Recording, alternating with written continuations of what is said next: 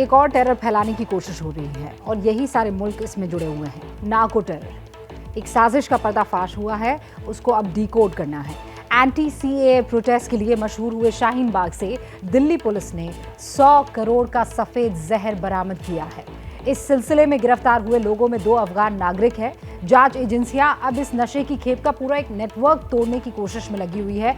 अब तक की जांच में जो सबसे खौफनाक पहलू सामने आया वो है बरामद हुए नशे के सामान का तालिबान कनेक्शन। क्या तालिबान अफगानिस्तान की सत्ता हासिल करने के बाद अब नशे के जाल को दुनिया भर में फैला रहा है और इसे अंजाम देने में कौन उसकी मदद कर रहा है? पूरी पड़ताल हमारी इस रिपोर्ट में है।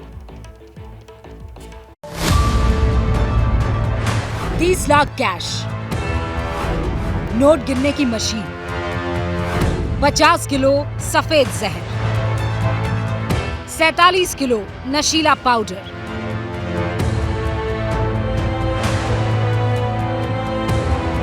इस जहर की कीमत है 100 करोड़ रुपए। 100 करोड़ का नशे का सामान दिल्ली के उस इलाके से बरामद हुआ है जो आज तक एंटी सीएए प्रदर्शन के लिए जाना जाता था, यानी शाहीन बाग।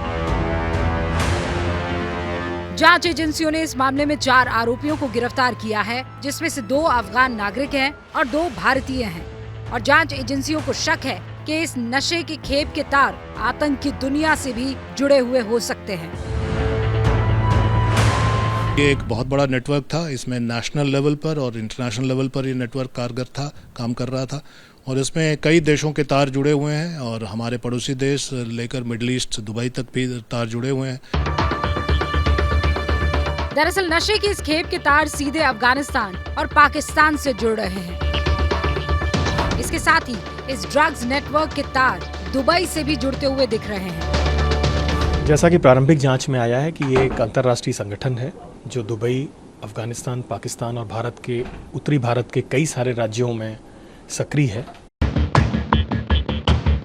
माना जा रहा है कि ड्रग्स की खेप को भारत पहुंचाने के लिए समंदर के रास्ते का भी इस्तेमाल हो रहा है और जमीनी रास्ते का भी इस्तेमाल खूब हुआ है। जांच एजेंसियों के मुताबिक ड्रग्स की खेप अफगानिस्तान से पाकिस्तान पहुंचती है। यहां से इसे कराची पहुंचाया जाता है, जिसके बाद समंदर के रास्ते इसे गुजरात पहुंचाया जाता है। हाल ही में गुजरात में ड्रग्स की कई सारी खेप पकड़ी गई है। दूसरा रास्ता अफगानिस्तान से पाकिस्तान होते हुए पंजाब और जम्मू कश्मीर के रास्ते भारत आता है और तीसरा रास्ता अफगानिस्तान से पाकिस्तान और फिर दुबई जाता है, जहां से इसे नेपाल के रास्ते भारत पहुंचाया जाता है। ये जो नेटवर्क है वो स्मगल भी करता है, हेरोइन बाहर से स्मगल करता है और सी रूट से कर रहा है, लैंड बॉर्डर के थ्रू कर रहा है और यहाँ भी इंडिया के अंदर भी ये मैन्युफैक्चरिंग भी कर रहा है।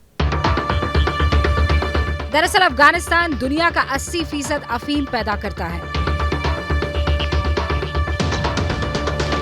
तालिबान ने सत्ता में आते ही ऐलान जरूर किया कि अफीम की खेती बंद होगी, लेकिन सच्चाई ये है कि तालिबान सरकार के आते ही अफीम का उत्पादन अफगानिस्तान में बढ़ गया है, क्योंकि यही अफीम तालिबान की कमाई का सबसे बड़ा जरिया है।